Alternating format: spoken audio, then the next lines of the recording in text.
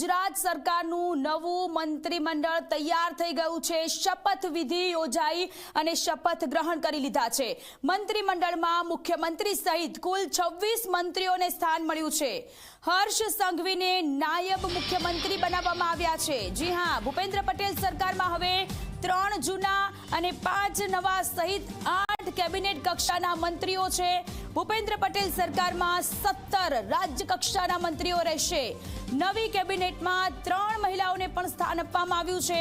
કોને કયા ખાતા સોંપાશે તેના પર હવે સૌ કોઈની નજર રહેવાની છે। આજનો દિવસ એ ગુજરાતની રાજનીતિને લઈને આ સૌથી મોટો દિવસ હતો, કારણ કે મંત્રીમંડળનું વિસ્તરણ કે જેની ચર્ચા છેલ્લા ઘણા સમયથી ચાલી રહી હતી, આખરે એ દિવસ આવી ગયો અને આજે મંત્રીઓએ શપથ લીધા છે। 17 રાજ્ય કક્ષાના મંત્રીઓ મળ્યા છે। દાદાની દમદાર આ સરકાર, નવી કેબિનેટમાં 3 મહિલાઓને આ વખતે પ્રાધાન્ય આપવામાં આવ્યું છે। 3 મહિલાઓને સ્થાન મળ્યું છે। ગુજરાત સરકારનું નવું મંત્રીમંડળ તૈયાર થઈ ગયું છે।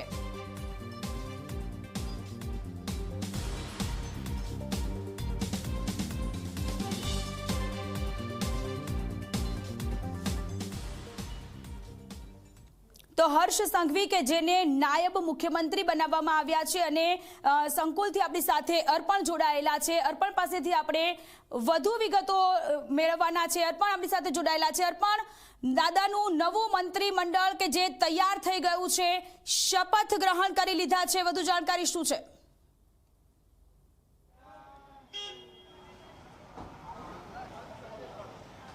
જી, જે પ્રમાણે મહાત્મા મંદિર ખાતે શપથ ગ્રહણ સમારોહ પૂર્ણ થયો છે, હવે રાહ જોવાઈ રહી છે કે જે નવા મંત્રી બની ચૂક્યા છે તે પોતપોતાના ઓફિસમાં અહીંયા ક્યારે આવે છે। જોવાનું રહે છે કે પ્રથમ તો લગભગ 4 વાગ્યાની આસપાસ અથવા તો તે બાદ પ્રથમ કેબિનેટ મળશે, જેનામાં આ તમામ મંત્રીઓને વિવિધ ખાતાની સોંપણી કરવામાં આવશે। એટલે મંત્રીમંડળ પર તો સૌ કોઈની નજર હતી, હવે સૌ કોઈની નજર એ બાબત છે કે કયા મંત્રીને કયું ખાતું સોંપવામાં આવે છે। એટલે હાલ તમામ અટકળોનું બજાર ગરમ છે।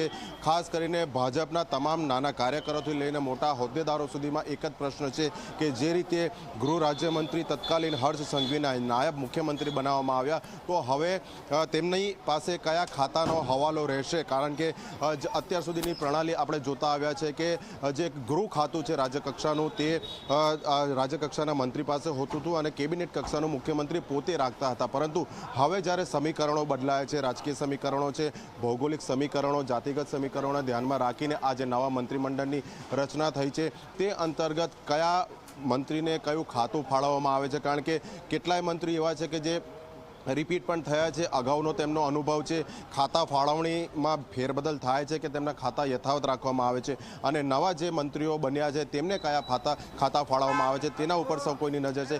હાલ હું સ્વર્ણિમ સંકુલ 1ની બહાર ઉપસ્થિત છું।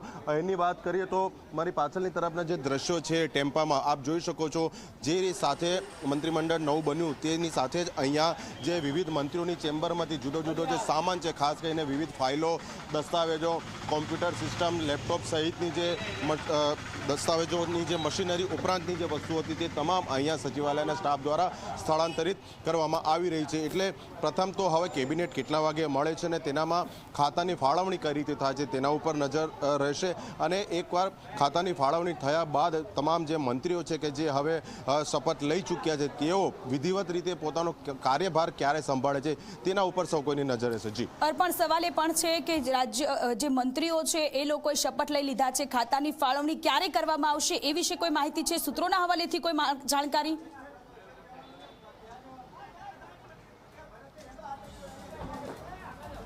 સોનલ, મેં આપને એ જ જણાવ્યું કે આ હાલ પૂરતી અટકળો છે, ક્યારે થશે એની વાત જે પ્રમાણે મેં અગાઉ કરી તે મુજબ હજી જ્યારે પ્રથમ કેબિનેટ મળશે મુખ્યમંત્રીની અધ્યક્ષતામાં, તેની અંદર આ જે એક ફોર્માલિટી છે ખાતાઓની ફાળવણીની, જે કેબિનેટ મંત્રીઓ છે, રાજ્યકક્ષાના મંત્રીઓ છે અને સ્વતંત્ર હવાલો ધરાવતા મંત્રીઓ છે, કયા મંત્રીને કયો વિભાગ ફાળવવામાં આવશે તેની સત્તાવાર જાહેરાત કરવામાં આવશે।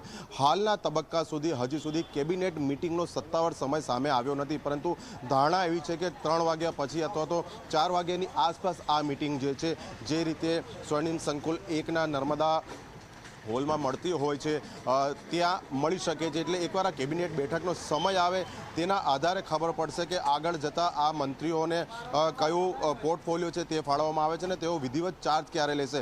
હાલ જે માહિતી મળી રહી છે તે મુજબ સંભવતઃ આવતીકાલે જ્યારે ધનતેરસનો દિવસ છે તે શુભ દિવસે મંત્રીઓ ચાર્જ સંભાળે તેવી સંભાવના વ્યક્ત થઈ રહી છે. પરંતુ એક અટકળ એ પણ છે કે દિવાળીનો તહેવાર છે ત્યારે એકવાર જો ખાતા ફાળવણી થઈ જશે તો કેટલાક મંત્રી તાત્કાલિક પોતાની ચેમ્બરમાં વિધિવત મંત્રી તરીકેનો ચાર્જ સંભાળી શકે છે, જેથી કરીને તેઓ પોતાના પરિવાર સાથે જેઓ અહીંયા ગાંધીનગરમાં ઉપસ્થિત છે તેમની સાથે પોતાના મત વિસ્તાર પોતાના વતનમાં જઈ શકે. નાગરિકો કાર્યકરોને દિવાળી દરમિયાન પણ મળી શકે ને જ્યારે લાભ પાંચમથી ફરી એકવાર સમગ્ર સરકાર ધમધમતી થશે. કારણ કે આ વખતે આપણે જાણીએ છીએ કે ખૂબ જ મોટું સરકારી વેકેશન મળ્યું છે એટલે રજાઓનો જે માહોલ છે તે બાદ પણ કદાચ સંભાવના હોઈ શકે કે કેટલાક મંત્રીઓ લાભ પાંચમના દિવસે પણ લે. પરંતુ હાલ ફક્ત આ તમામ અટકળો છે. એકવાર કેબિનેટની બેઠકનો સમય આવે તે બાદ તમામ પરિસ્થિતિ સ્પષ્ટ થઈ શકે છે. સોનલ. જી અર્પણ, આભાર તમામ વિગતો માટે. તો ખૂબ જ મહત્વના અને ખૂબ જ જાણકારી આ કે હર્ષ સંઘવી કે જેમને નાયબ મુખ્યમંત્રી બનાવવામાં આવ્યા છે તમામે તમામ મંત્રીઓએ શપથ લઈ લીધા છે અને હવે કયા મંત્રીને કયો હોદ્દો આપવામાં આવે છે, કયું ખાતું સોંપવામાં આવે છે તે હવે કેબિનેટની બેઠક ક્યારે મળશે તેના પર અત્યારે સૌ કોઈની નજર છે. એવી પણ સંભાવનાઓ છે કે આવતીકાલે ધનતેરસ છે, સારો દિવસ છે, આવતીકાલે પણ મળી શકે છે.